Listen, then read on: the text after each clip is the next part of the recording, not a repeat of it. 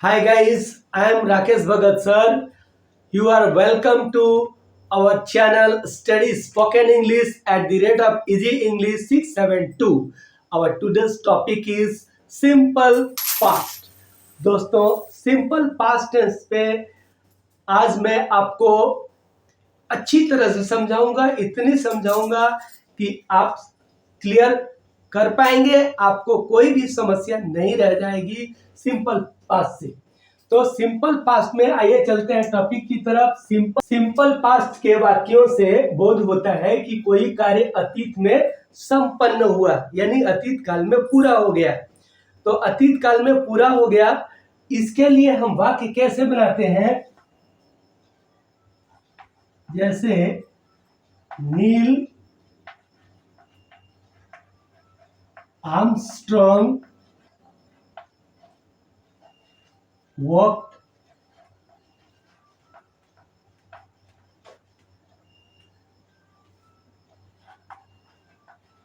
On the moon. Nil Armstrong walk on the moon, यह घटना बहुत पहले संपन्न हो चुकी है अतीत में, फिर भी हम लिखते हैं नील Armstrong walk on the moon, यानी हम परफेक्ट में नहीं ले जाते, हमें इसे सिंपल पास्ट में ही रखते हैं।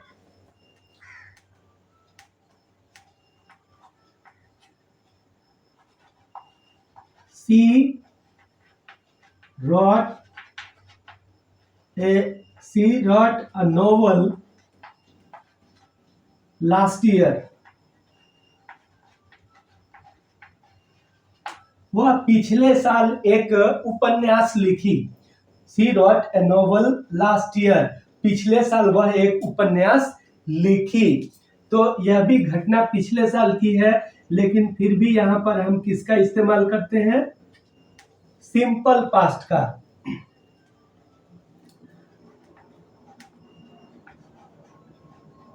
Babar on the battle. Babur ने युद्ध जीता। बाबर ने युद्ध जीता।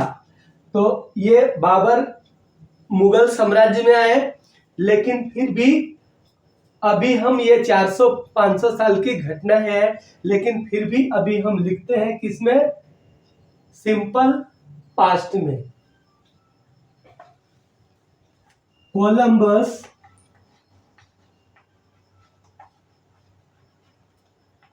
Discovered America.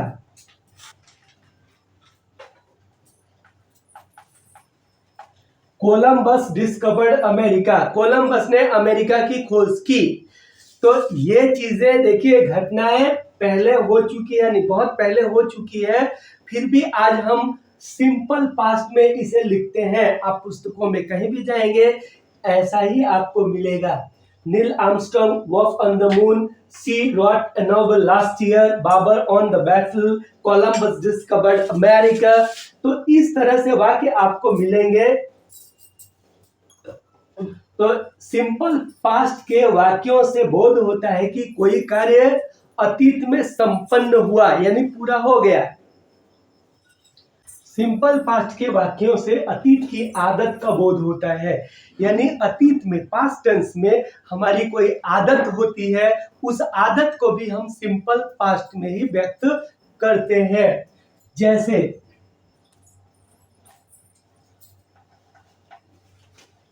he always helped me. He always helped me. वह हमेशा मेरी मदद करता था। वह हमेशा मेरी मदद करता था। He never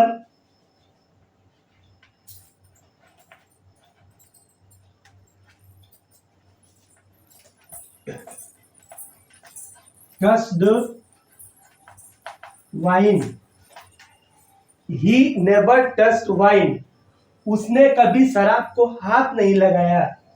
या उसने शराब को कभी नहीं छुआ।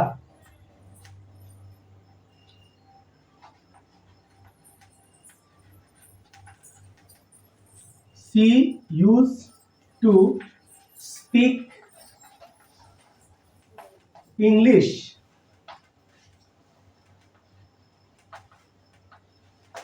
वह अंग्रेजी बोला करती थी। She used to speak English. वह अंग्रेजी बोला करती थी।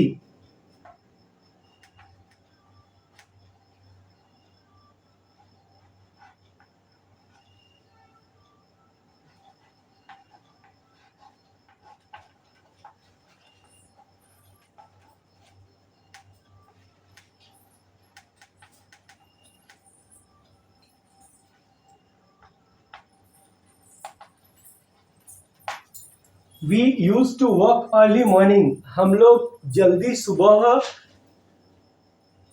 टहलते थे। We used to work early morning. हम लोग जल्दी सुबह टहलते थे। सिंपल पास्ट के वाक्यों से बोध होता है कि कार्य अतीत में संपन्न हुआ पर प्रभाव अभी भी है। प्रभाव अभी भी है। काम तो खत्म हुआ लेकिन प्रभाव अभी भी है, उसका असर अभी भी है। जैसे मैं कहूं कि सौरभ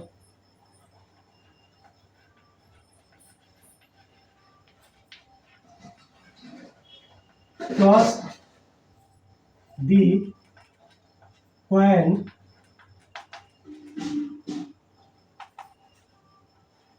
into the air। तो इसका मतलब क्या होता है? Saurabh toss the coin into the air.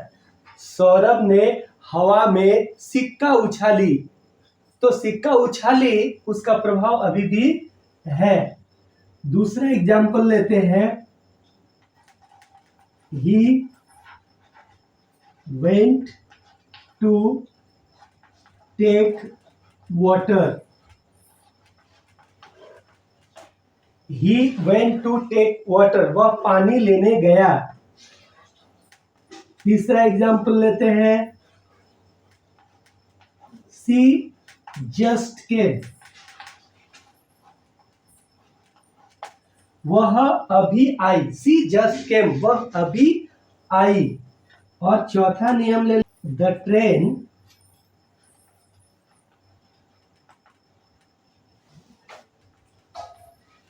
left the station.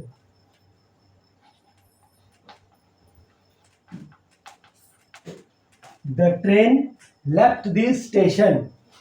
तो ये सब क्या है? तत्कालिक पास्ट है। तत्कालिक मतलब काम अभी अभी समाप्त हुआ, तो उसका प्रभाव अभी भी है। जैसे Saurabh toss the coin into the air, मतलब सौरभ ने हवा में सिक्का उछाली और उसका प्रभाव अभी भी है, उसने सिक्का उछाली। He went to take water. वह पानी लेने गया, मतलब अभी अभी पानी लेने गया। हो सकता है किसी ने मांगा हो और वह पानी लेने गया, तो he went to take water. वह पानी लेने गया। She just came. वह अभी अभी आई। तो वह अभी अभी आई मतलब अभी काम सिंपल पास्ट में तुरंत संपन्न हुआ।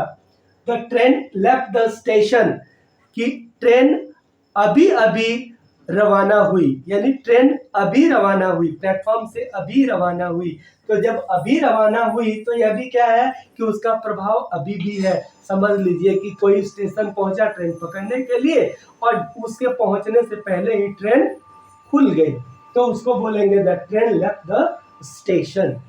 इसकी बनावट होगी, यानी स्ट्रक्चर जिसको हम कह सकते हैं, तो इसका स्ट्रक्चर क्या हो जाएगा? Subject plus verb two plus object. अब कहेंगे ये वर्ब टू क्या है? तो वर्ब का कंजुगेशन, अब वर्ब जब पढ़ेंगे आप तो उसमें से वर्ब के 3 रूप मिलेंगे, मूल रूप से 3 रूप मिलेंगे। अब तीनों नियम कुछ ऐसे हैं कि go, went, gone, do, did, done, write, wrote, written, play, played, played, इस तरह से वर्ब के रूप बदलते हैं। इस बदलते हुए रूप को हम लोग कंजुगेशन ऑफ वर्ब बोलते हैं। और यहाँ वर्ब टू कहने का मतलब है कि गो, वेंट, गॉन में से यहाँ आएगा वेंट। प्ले, प्लेड, प्लेड में से यहाँ हम प्रयोग करेंगे प्लेड। तो इस तरह से जो दूसरा रूप है उसको हम लोग लिखते हैं वर्ब टू, संक्षेप में समझने के लिए। तो subject plus verb two plus object, ये हमारी स्ट्रक्चर की बनावट होगी। इसी को बेस करके हम वाक्य बनाएंगे। अब आते हैं पहचान। तो इसकी पहचान क्या होगी? वाक्य के अंत में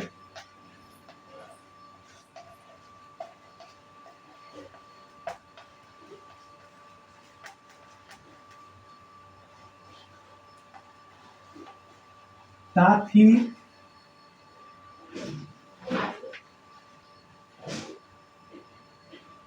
था, थे, थे, थी, था, थे, या आ, ई, ए, ये आएगा। वाक्य के अंत में साथी, था, थे, आ, ई, ए। यह पहचान जो है कि वाक्य के अंत में थी, था, थे या आ, ई, ए इत्यादि आएगा। ये हमने एक पहचान दिया कि इस तरह का वाक्य हो तो आप उसे पास्ट सिंपल में बना सकते हैं। लेकिन आपको ध्यान रखना पड़ेगा कि हमने जो 3 कॉन्सेप्ट आपको दिए गए कि अतीत में कोई कार्य संपन्न हुआ, अतीत की आदत है, या फिर अतीत में काम संपन्न हुआ लेकिन प्रभाव अभी भी है। इन तीनों बातों को आपको ध्यान में रखते हुए वाक्य का पहचान करना पड़ेगा, क्योंकि ये 3 बातों का भी आप ध्यान रखेंगे, साथ में ये अंत में है इसका भी ध्यान रखेंगे। जब दोनों का आप ध्यान रखेंगे तब आप समझ पाएंगे कि ये वाक्य कौन से टेंस में है। चलिए अब थोड़ा सा प्रैक्टिस कर लेते हैं।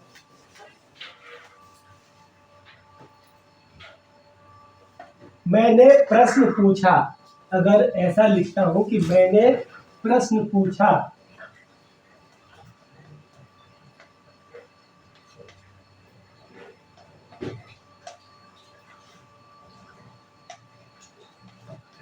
तो मैंने प्रश्न पूछा, इसके लिए क्या बनाएंगे?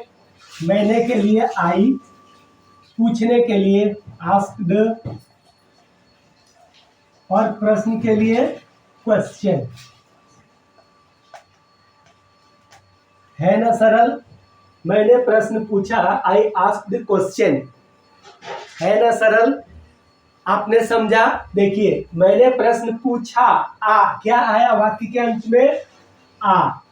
तो हमने क्या समझा कि यह पास्ट सिंपल का है, लेकिन साथ साथ में यह भी ध्यान रखना पड़ेगा कि मैंने प्रश्न पूछा तो ये काम अभी अभी संपन्न हुआ, असर अभी भी है। तो ये हमारे तीसरे नियम के तहत आ जाता है। तो हमें कॉन्सेप्ट को भी ध्यान में रखना है और वाक्य अंत में क्या आता है उसका भी ध्यान रखना है। जब दोनों का हम ध्यान रखेंगे तो वाक्य हमारा आसानी से समझ में आएगा।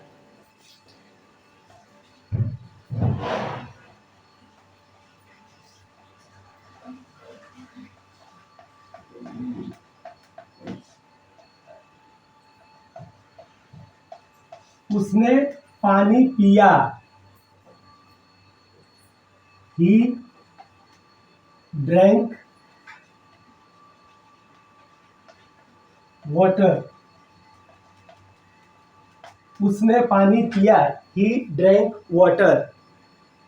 तो देखिए इसमें भी क्लियर होता है, उसने पानी पिया, ही ड्रैंक वाटर, यानी इसका भी क्या है कि इसका भी तत्कालिक काम है कि उसने पानी पिया, उसका पानी पीने का काम अभी अभी खत्म हुआ।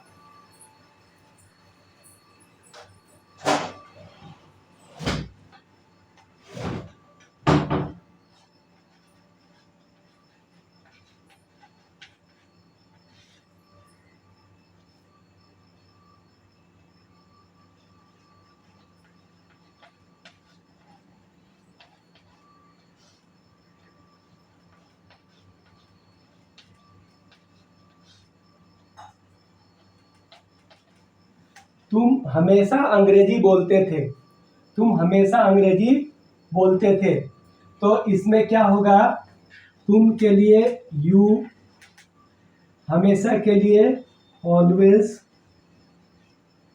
और बोलने के लिए स्पीक, स्पीक का हो जाएगा स्पोक, और अंग्रेजी के लिए English. You always spoke English. तो आप हमेशा या तुम हमेशा अंग्रेजी बोलते थे। तो इस तरह से आपको ध्यान देना है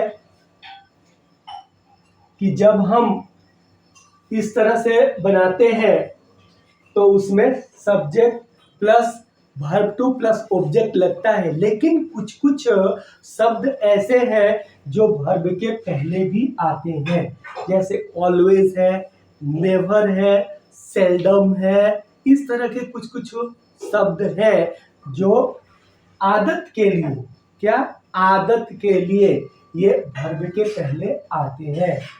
तो जैसे ऑलवेज है, हमेशा, वह हमेशा अंग्रेजी बोलता था, तो वह हमेशा अंग्रेजी बोलता था, ही ऑलवेज स्पोक इंग्लिश। तो यहाँ पे वर्ब के पहले ऑलवेज लगा दिया गया। ही नेवर टच्ड हिम, उसने उसे कभी हाथ नहीं लगाया। तो उसने उसे कभी हाथ नहीं लगाया, ही नेवर टच्ड। तो टच के पहले, वर्ब के पहले यहाँ नेवर का प्रयोग किया गया।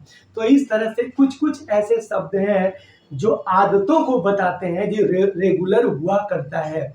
जैसे she occasionally came at my house, वह अवसर अवसर पर मेरे घर आती थी। तो क्या है, ओकेजनली, यानी वर्ब के पहले हमने क्या लगा दिया, ओकेजनली। तो इस तरह से कुछ कुछ शब्द हैं जो पहले आते हैं वर्ब के पहले। बाकी हमारा स्ट्रक्चर वही रहेगा, subject plus verb plus object. तो गाइज आपको समझ में आया? अगर समझ में आया तो प्लीज लाइक करें, सब्सक्राइब करें, और सब्सक्राइब करना तो बिल्कुल ना भूलें, क्योंकि जब तक आप सब्सक्राइब नहीं करेंगे हमारे वीडियो का नोटिफिकेशन आप तक नहीं पहुंचेगा, आपका अंग्रेजी छूट जाएगा, आप सीख नहीं पाएंगे। और यह पास्ट सिंपल एक ऐसा टेंस है जिसमें हम जब भी इंट्रोडक्शन देते हैं उसमें ज्यादा से ज्यादा वाक्य पास्ट का ही होता है। इसलिए राकेश को दीजिए विदा, और तब तक के लिए आप अध्ययन करते रहिए। फिर मिलते हैं अगले वीडियो।